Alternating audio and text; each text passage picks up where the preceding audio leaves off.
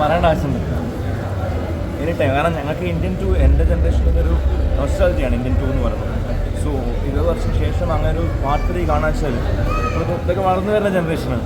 അപ്പം may be ഞാനൊരു സീക്വലായിട്ട് James ബോണ്ടിൻ്റെ മൂവീസൊക്കെ പോലെ ഇങ്ങനെ കണ്ടിന്യൂസ് ആയിട്ട് തന്നെ AI ടെക്നോളജിയിൽ ഒരു സിനിമയുടെ വിവേക്കാണെങ്കിലും മനുഷ്യ ഒരുപാട് ആക്ടേഴ്സ് നെടുപടി വേണമെങ്കിൽ നമുക്കൊരു AI ഫീൽ ചെയ്യുക പോലും ഇല്ല. ഏറ്റവും പുതിയ അക്കൗണ്ട് വെച്ച് കഴിഞ്ഞാൽ എനിക്ക് ഞാനല്ലെങ്കിൽ അവരുടെയൊക്കെ ഫാമിലി എത്രമാത്രം ഫീൽ ചെയ്യുന്നുണ്ടാവും ഈ പടം കാണുമ്പോൾ. ഇപ്പോൾ വിവേകിൻ്റെ ആണെങ്കിലും നെടുപടി വേണിൻ്റെ ഫാമിലി ആണെങ്കിലും പടം കണ്ടിറങ്ങുമ്പോൾ അവർക്ക് ഇതുപോലെ അവരെ തിരിച്ചു കിട്ടിയെന്ന് ആഗ്രഹിക്കുന്നുണ്ട്.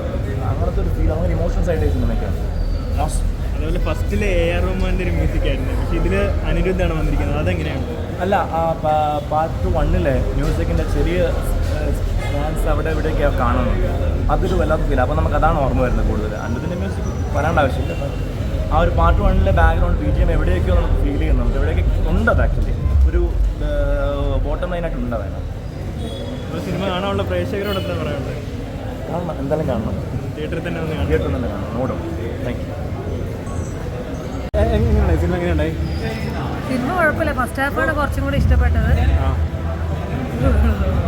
ഫസ്റ്റ് ഹാഫാണ് കുറച്ചും കൂടെ എനിക്ക് ഇഷ്ടപ്പെട്ടത്.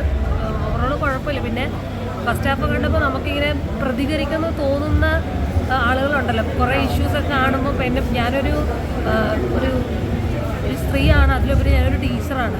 ഇപ്പം ചില ഇൻസിഡൻ്റൊക്കെ കാണുമ്പോൾ നമുക്ക് തോന്നാറുണ്ട് പ്രതികരിക്കണം എന്നൊക്കെ നമുക്ക് ചിലപ്പോൾ തോന്നാറുണ്ട്. പക്ഷെ നമ്മുടെ സിറ്റുവേഷൻസ്, നമ്മുടെ സൊസൈറ്റിയിൽ നമ്മളത് പ്രതികരിക്കുമ്പോൾ അത് എന്താണെന്നുള്ള പേടി കൊണ്ട് പല സാഹചര്യങ്ങളും നമ്മൾ പല കാര്യങ്ങളും പ്രതികരിക്കാറില്ല. അതിൻ്റെ ഒരു ഫസ്റ്റ് ഹാഫൊക്കെ കണ്ടപ്പോൾ എനിക്ക് അങ്ങനെയാണ് തോന്നിയത്. അപ്പോൾ എനിക്ക് ആ ഒരു സിനിമയുടെ ഫസ്റ്റ് ഹാഫാണ് കൂടുതൽ ഇഷ്ടപ്പെട്ടത്. തേർഡിൻ്റെ ട്രെയിലർ ഇപ്പോൾ കാണിച്ചല്ലോ, അതെങ്ങനെയുണ്ടായി? അതറിയില്ല, ഇനി വരുമ്പോഴാണ് അതെങ്ങനെ ഉണ്ടാവുമെന്ന് അറിയുള്ളൂ. ഒന്നും പറയാനില്ല. 3 മണിക്കൂറോളം ഓടുന്നുണ്ട്. 3 മണിക്കൂറും ലാഗൊന്നുമില്ല. ഡയറക്ടർ ബ്രില്യൻസ് ഉണ്ട്.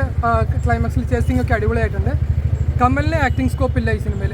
28 ഇയേഴ്സ് കഴിഞ്ഞ് വരുന്നതുകൊണ്ട് തന്നെ ആ പ്ലോട്ട് വിട്ടിട്ട് ഇവർക്ക് ഈ കഥ കൊണ്ടുപോകാൻ പറ്റുന്നില്ല. അവിടെയാണ് സ്റ്റക്കായി നിൽക്കുന്നത്.